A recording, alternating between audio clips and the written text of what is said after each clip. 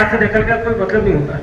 Workshop का तात्पर्य है कि आपको पेपर आपके पास है, आ गया, पेन आपके पास में है, आप लिखिए, जो कुछ भी लिखना है लिखते जाइए, दूसरा वाला सामने वाला पढ़ के जानता ना हो कोई बात नहीं, लेकिन लिखिए आप। वर्कशॉप बहुत महत्वपूर्ण चीज है। आज का जो दिन है, हम इसकी शुरुआत कैसे कर रहे हैं जरा आपको थोड़ी गंभीरता से लेना। 1608 में आज के ही दिन सूत बंदरगाह पर ईस्ट इंडिया कंपनी ने अपना डेरा डाला था। आज के दिन 1608 में देश को गुलाम बनाने वाली ईस्ट इंडिया कंपनी आज भारत के दिन 1608 में आई थी और उसने सूरत से 5 शहरों को अपने कब्जे में लिया कर पश्चिम बंगाल चली गई थी। और पश्चिम बंगाल में जो क्रांतिकारी बने खुदीराम बोस, जिनका नाम हम जानते हैं, 18 साल की उम्र फांसी के फंदे पर अटक गए थे, वहां इतने ज्यादा अंग्रेजों के अत्याचार थे उस कारण से पूरे देश में जब ईस्ट इंडिया फैली और 1757 में ईस्ट इंडिया कंपनी को वापस बुला लिया गया, जब भारत की वीरांगनाओं ने 1857 में लड़ाई लड़ी और उसके बाद से भारत गुलामी की बेड़ियों में जगड़ता चला गया। और अभी और हम आप जो स्वतंत्र भारत में रह रहे हैं, एक बहुत बड़ी बात है। दूसरी कहानी सुनिए आप। परम पूज्य गुरुओं ने 8-8 साल के 24 साल के क्वेश्चन जो किए हैं 24 वर्ष के, उसके 8-8 साल के 3 पार्ट थे। 1926 से लेकर 1934 तक पहला गुरुदेव का जो आंदोलन था गायत्री महामंत्र के जप का अनुष्ठान का, उसका परिणाम क्या हुआ? उसका परिणाम यह हुआ कि देश में 1930 में स्वतंत्रता संग्राम कराने की बात आ गई और उस समय 2023 का जो 19 का आंदोलन तो जलियांवाला कांड, सारे कांड उसी बीच में हुए। परम पूज्यों की साधना का परिणाम यह हुआ कि पहले 8 वर्षों में देश में क्रांतिकारी खड़े हुए। 34 से लेकर 42 तक, अब पंकज श्रीवास्तव यहाँ बोल रहे थे, पंकज श्रीवास्तव बहुत सत्य है। 1942 में इनके पिताजी स्वर्गीय ज्ञानचंद श्रीवास्तव ने गायत्री महामंत्र बोलते हुए नागपुर से पलायन किया था और उनको छोड़ दिया था अंग्रेजों ने। अंग्रेजों भारत छोड़ो का नारा दिया गया था 42 के अंदर, और 42 के अंदर हमारे भारत के दवों के 5 ऐसे सेनानी थे जिनको नाम हम लेते हैं ज्ञानचंद श्रीवास्तव के नाम पे आज कॉलेज चल रहा है, प्रधान टंडन, महादेव प्रसाद गुप्ता, इनको आप जानते हैं, ये हमारे भारत दबों के रहने वाले थे क्रांतिकारी। आज आप लोग बैठे हुए हैं, आपके चेहरों पर देखते हुए लगता नहीं कि देश बदल जाएगा। आपके चेहरों पर अभी ताजगी नहीं आई। अरे 1942 के बाद परम पूज्य गुरुओं का दूसरा तीसरा जो 8 वर्ष था, 42 से लेकर 50 तक, उसी बीच में भारत छोड़ो आंदोलन हुआ, अंग्रेजों भारत छोड़ो का आंदोलन हुआ। 1945 में प्रधानमंत्री के रूप में नेताजी सुभाष बोस को प्रधानमंत्री चुन लिया गया था, जिसकी जानकारी किसी को होगी ना होगी, लेकिन 47 में देश स्वतंत्र हो गया था, 50 में संविधान लागू हो गया था और देश आज कहां से कहां चल रहा है। आज अंतरिक्ष में जाने की योजना है। आज के प्रधानमंत्री के भाषण में सुना होगा, आने वाले 5 वर्षों में 50 रॉकेट हम छोड़ेंगे अंतरिक्ष में, हिंदुस्तान यहां बढ़ जाएगा। लेकिन दुख इस बात का है, दुख इस बात का है कि इतनी यंग जनरेशन, लिखित तो आम कागज बहुत सा लाए हैं, पढ़ने से कोई मतलब नहीं है। दुनिया के सारे देशों में जवान देश कोई है तो वो है भारत। 65% जनसंख्या भारत की जवान है, लेकिन दुख इस बात का है 52% लोग बीमार हैं। डायबिटीज, शक्कर की बीमारी, टीबी, ट्यूबरक्लोसिस और इतने प्रकार के वायरल इन्फेक्शन फैल रहे हैं और इस देश को गुलाम बनाने की ताकतें इस देश को गंदा खाना पड़त रही है, रंगे चित्त पड़त रही है, महिलाओं के साथ अत्याचार दिखाए जाते हैं। हमारे जवानों की जवानी को खत्म करने की योजना बाहर से चल रही है, इसको कौन संभालेगा? भगवान श्री राम जब जंगल में गए थे तो उन्होंने क्या कहा था? निश्चल हीन करो वही भुज उठाए पड़कीन, सकल मन के आश्रम में जाए दिन। मैं ऋषि मुनियों के आश्रम में जाऊंगा और वहां पढ़ने वाले बच्चों की रक्षा करूंगा, लेकिन आप राक्षसों से लड़िए। और आज गायत्री परिवार का दायित्व ही है, भौतिक के क्षेत्र में हम बहुत बढ़ रहे हैं। अभी भाई साहब ने बताया भौतिक के क्षेत्र में बहुत आगे बढ़ रहे हैं। आने वाले दिनों में दुनिया के तीसरी अर्थव्यवस्था भारत हो जाएगा, दुनिया के नक्शे भारत का नाम बढ़ जाएगा। दुनिया के सारे जो डायमेंशन होते हैं, 45 डायमेंशन होते हैं जिसमें दुनिया वर्ल्ड विश्वगुरु कहलाती है, उन डायमेंशन में 12 पे अपन पास हो चुके हैं, अभी 13 हमारे पास बाकी है। 13 डायमेंशन तो और चल रहा है जब दुनिया में विश्वगुरु हमारा भारत कहलाएगा। लेकिन भारत की आत्मिक प्रगति रुक रही है, आत्मिक प्रगति रुक रही है। मशीनों को देख रहे हैं, कलपुर्जों को देख रहे हैं, लेकिन हमारी मशीन मूलाधार चक्र से लेकर सहस्त्रार तक ये 6 चक्र बने हुए हैं, ये पंचकोश लगे हुए हैं, इन चक्रों पर हमारा ध्यान नहीं है। हमारे चक्र अंदर मशीनें फिट है। अरे हमारे यहाँ आज्ञा चक्र में सब कुछ लगा हुआ है। राडार तो यहाँ लगा हुआ है, लेकिन यहाँ तो राडार सब दिखा देता है, यहाँ तो एक्सरे लगा हुआ है, यहाँ सारी मशीन लगी हुई है आज्ञा चक्र के ऊपर, लेकिन ध्यान कभी करने का मौका है नहीं है। मोबाइल डिस्चार्ज होता है, 5 मिनट में चार्ज पे लगाते हैं, 1 घंटे चलता है, लेकिन हमारा मोबाइल डिस्चार्ज है, हमारा मोबाइल चार्ज होते ही नहीं है। 1 मिनट का समय हमारे पास शरीर को लेने की नहीं है, आत्मा को लेने की समय नहीं है, आत्मी संवर्धन नहीं हो रहा है, आत्मा के रूप में गिर रहे हैं, भौतिक क्षेत्र बढ़ रहे हैं। आज का युवा सम्मेलन गायत्री परिवार के द्वारा इसलिए किया गया है कि यह बागडोर हमारी है। एक गायत्री परिवार का दायित्व है आत्मकी के क्षेत्र में, स्पिरिचुअल फील्ड में हमें पर करना है। अध्यात्म के क्षेत्र में जो गायत्री मंत्र से कहा जाता है, गायत्री मंत्र करिए, गायत्री मंत्र करिए, गायत्री मंत्र करिए। क्यों करिए? प्राण चेतना को जगाइए ना। आपकी प्राण चेतना कहां जा रही है?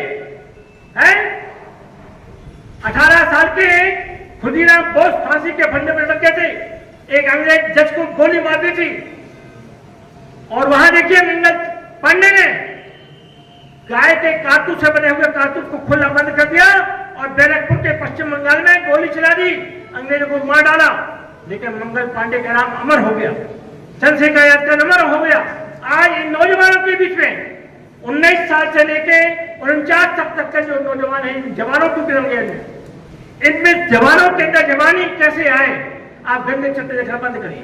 एक टीवी जिसको इडियट बस कहा जाता है, अंग्रेज का इसको इडियट बस कहता है, मूर्ख बनाने वाला डिब्बा आज हमारे घरों में लगा हुआ है। बाजू में कौन रहता है? कोई पूछ रहे क्या भैया तिवारी जी कहा रहते? भैया मालूम नहीं है। अरे हमें तो पता दिया था कि घर के बाजू रहते। अरे होंगे क्या पता, अब घर से बाहर निकलने का टाइम ही नहीं है, थाना वाले व्यक्ति से परिचय करने का समय नहीं है। क्यों? हमने आत्मी से संबंध बंद कर दिया, हम छोटे कमरे में आ गए, हम संकीर्ण हो गए, हम नैरो हो गए। बंधुओं, एक हमारे मजूमदार साहब हुआ करते थे ग्वालियर के, वो हम लोग जब जवानी में प्रवेश किए थे, 16 साल की उन्होंने दीक्षा दी थी। हम जो आपके साथ बोल रहे हैं 72 साल में चल रहे हैं। 16 वर्ष की उम्र अर्जुन लाली पटेल साहब बैठे हुए, 16 साल में हम 10वीं कक्षा पढ़ते थे। उस समय परम पूज्य गुरुदेव से 19 फरवरी 71 को दीक्षा ली थी हमने, और 12 साल तक हमने देश के प्रचार किया भरी जवानी में।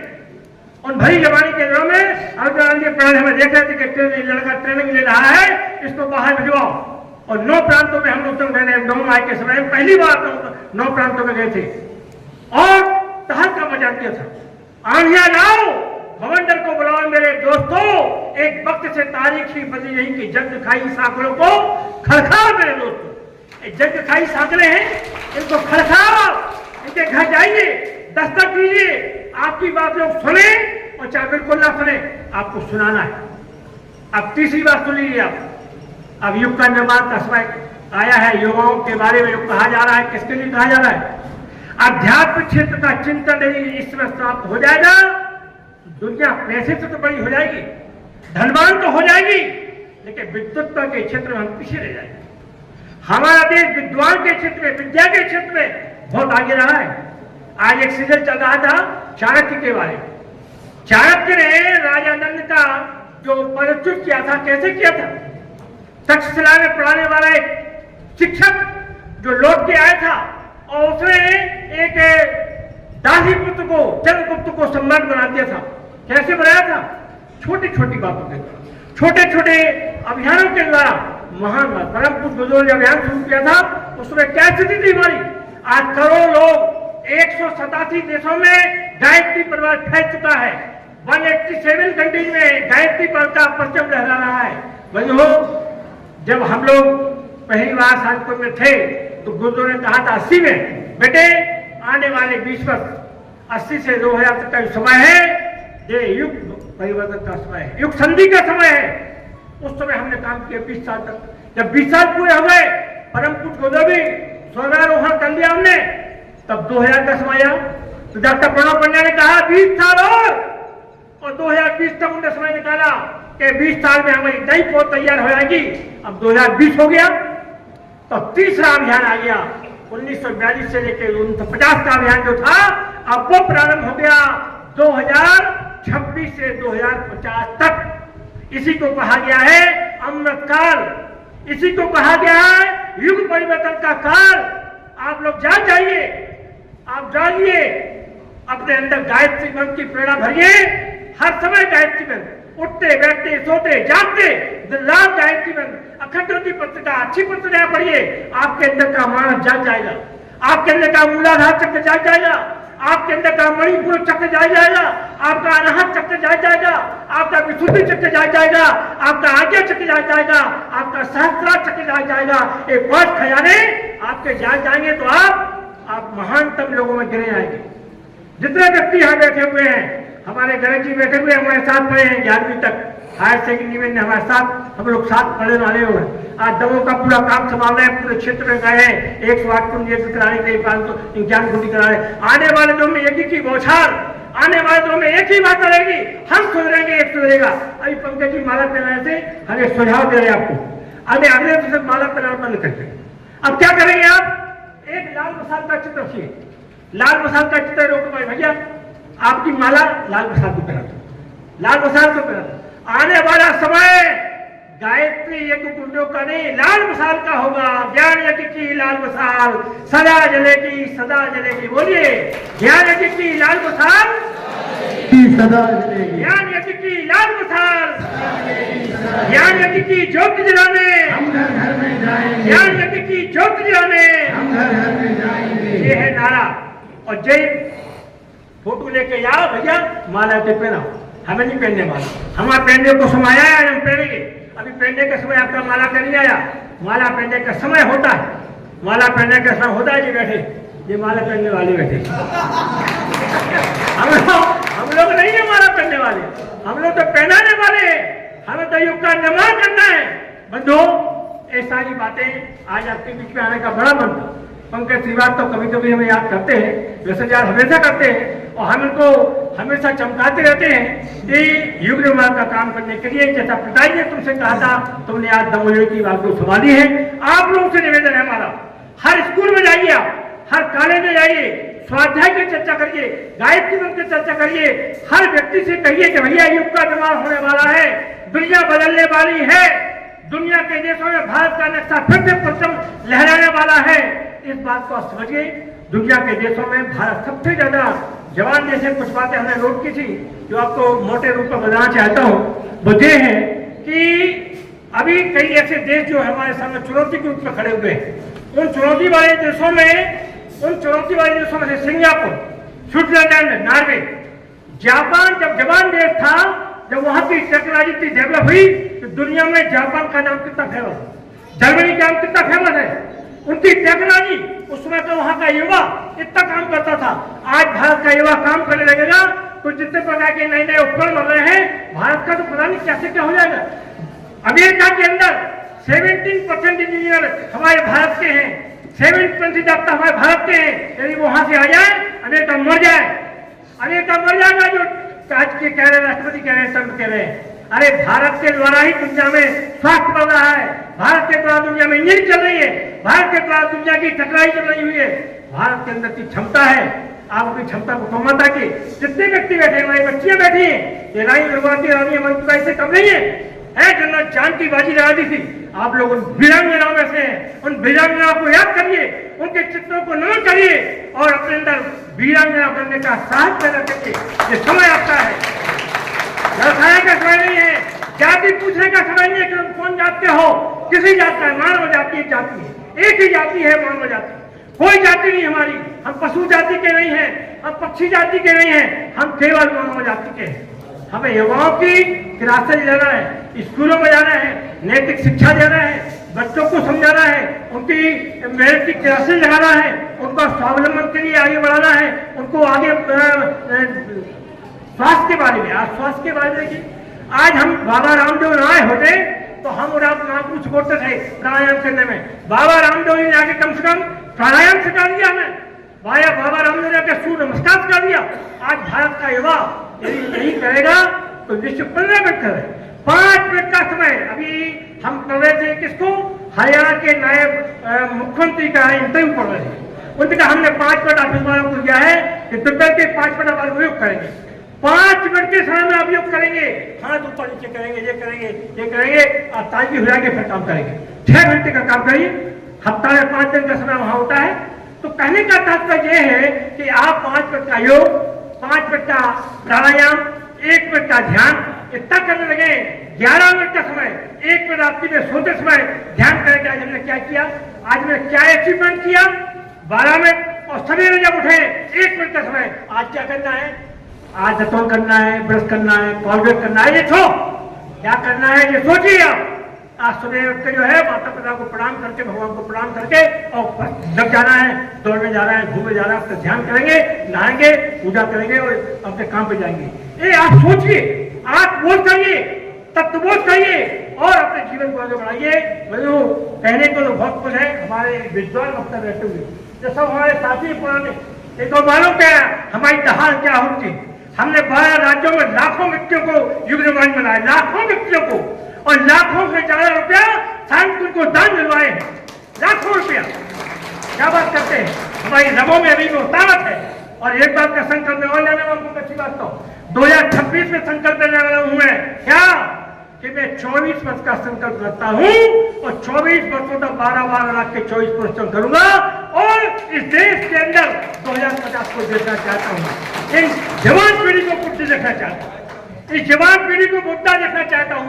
मैं जवान हूं, ये जवानी आपके अंदर होनी चाहिए। तो बंधुओं, अपने ताकत को देखिए, ये नौजवान हैं आप, नौजवानी का खून आपके रगों में दौड़ना चाहिए, आपकी रगों में बीमारी नहीं आना चाहिए, आपकी रगों में स्वास्थ्य नहीं आना चाहिए, आपकी रगों में ब्लड प्रेशर नहीं आना चाहिए, आपकी रगों में डायबिटीज नहीं आना चाहिए। जहां गए जो आया सो वो खा लिया, नहीं, समझ से खाएंगे, हम समझ से खाएंगे। हमें शक्कर से पड़े हैं, हमें निवेश से पड़े हैं, सभी चीज से पड़े हैं, हम स्वस्थ रहना चाहते हैं। बंधुओं, इन्हीं भावनाओं के साथ में मैं वैसे बोलने का आदी हूँ, मुझे आपका पर्व आपका जलने लगेगा। ये निवेदन आपसे कर रहे हैं, इस पावर हाउस में आते रहिए, पीले कपड़े पहनने की जरूरत नहीं है, चंदन लगाई जरूरत नहीं है, आप कुछ मत करिए, आप फुल पैंट शर्ट पहनिए, कोई दिक्कत नहीं है। गायत्री परिवार का व्यक्ति किसी भी वेश में पूज्य है, मान्य है। हमारी बहनें, हमारी बच्चियां, जैसा भी हो परिवेश बढ़ते रहिए, लेकिन गायत्री परिवार आने वाले दिनों में एक मिसाल कायम करेगा। दुनिया के देशों में हमारा भारत का नाम होगा, हमारी बच्चियों का नाम होगा, हमारे बच्चों का नाम होगा, हमारी युवा पीढ़ी का नाम होगा, और हम आगे बढ़ेंगे, ऊंचे उठेंगे। इन्हीं भावनाओं के साथ में फिर एक बार संकल्प के साथ में एक संकल्प करिए। संकल्प का विकल्प नहीं होता। भगवान राम ने संकल्प किया था, नेहरू जी ने संकल्प किया था, गांधी जी ने संकल्प किया था, और महर्षि रमन ने अरुणाचल के मंदिर में संकल्प किया था, मिट्टी लेके हम देश को स्वतंत्र करेंगे। और रावी तक के ऊपर गांधी ने संकल्प किया था, हम मिट्टी लेके, जल लेके संकल्प करते देश को हम स्वतंत्र करेंगे। पुडुचेरी में महर्षि होवे ने किया था, हम देश स्वतंत्र करेंगे। और 4 लोगों के संकल्प के द्वारा देश स्वतंत्र हो गया। 4 लोगों का संकल्प था, और आप कितने बैठे हुए, आप सैकड़ों की संख्या बैठे हुए। बदलने में कोई टाइम नहीं मिलेगा। संकल्प जरा मुट्ठी बांधिए, उठा अंदर, ऐसी मुट्ठी, इसको कहते हैं मुट्ठी, उठा अंदर करिए, 4 को दबाइए उसको, और हमारे साथ बोलिए, देश की रक्षा कौन करेगा? एक हाथ से नहीं होगी, दोनों हाथों से होगी। देश की रक्षा कौन करेगा? नहीं, अभी हाथ लूर है आपकी। धर्म की रक्षा कौन करेगा? संस्कृति की रक्षा कौन करेगा? अरे बैठी बैठी होगी क्या, खड़े होकर करना पड़ेगा। देश की रक्षा कौन करेगा? संस्कृति की रक्षा कौन करेगा? संस्कृति की रक्षा कौन करेगा? युग निर्माण कौन करेगा? युवाओं में जोश कौन भरेगा? कौन से युवाओं का खून खोलेगा? हमारा खोलेगा। बैठ जाइए।